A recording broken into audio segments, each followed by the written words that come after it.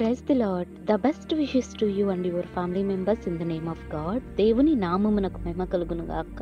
దేవుని నామం పేరిట మీకును మీ కుటుంబ సభ్యులందరికీ శుభాభివందనములు.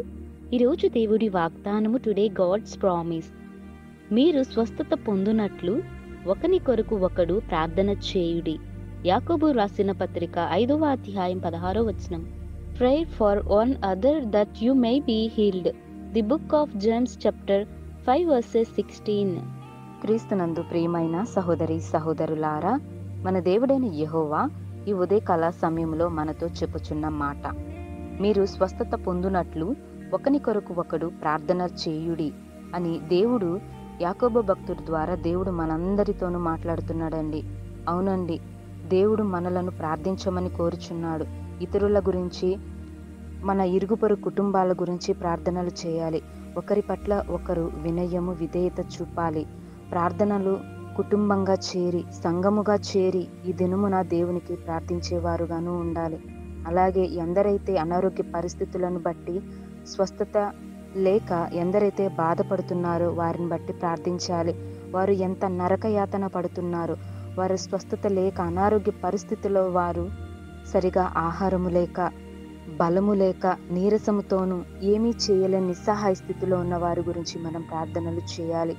దేవుడు వారికి స్వస్థతనిస్తాడు, బలమును చేకూరుస్తాడండి.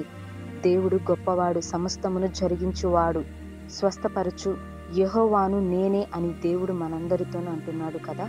మనం దేవుని పట్ల సహవాసం కలిగి నిత్యము ఆయనకు ప్రార్థనలు చేసేవారుగాను, ఒకరి పట్ల ఒకరు ప్రార్థనలు చేసేవారుగాను మనమంతా చేరి ఆయన సన్నిధానంలోని నిత్యము ఆయనకు ప్రార్థనలు చేసేవారముగా ఉందుముగాక.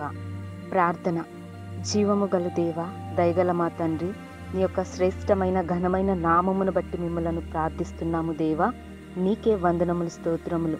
ప్రభువా, ఈ ఉదయకాల సమయంలోనూ మాతో మాట్లాడారు ప్రభువా, అందును బట్టి నీకు వందనాలు. ప్రభువా, ఎందరైతే ఈ రోజున అనారోగ్య పరిస్థితులను బట్టి స్వస్థత లేక ఏమీ చేయలేని నిస్సహాయ స్థితిలో ఎందరైతే ఉన్నారో దయచేసి వారి వైపు చూడండి, వారిని కరుణించండి ప్రభువా, వారికి స్వస్థతను దయచేయండి ప్రభువా. నీ బలాన్ని, నీ యొక్క ఆరోగ్యమును అటు వారందరికీ నీ దయచేయండి. ఈ దినమున మంచాన పడి ఎందరైతే వ్యాధి బాధలతోనూ ఇబ్బంది పడుతూ అనారోగ్య పరిస్థితులతోనూ ఆహారము లేని వారుగాను కృంగిపోయి ప్రభువా, అట్టి వారందరినీ మీరు దర్శించి మంచి ఆరోగ్యమును దయచేయండి ప్రభువా.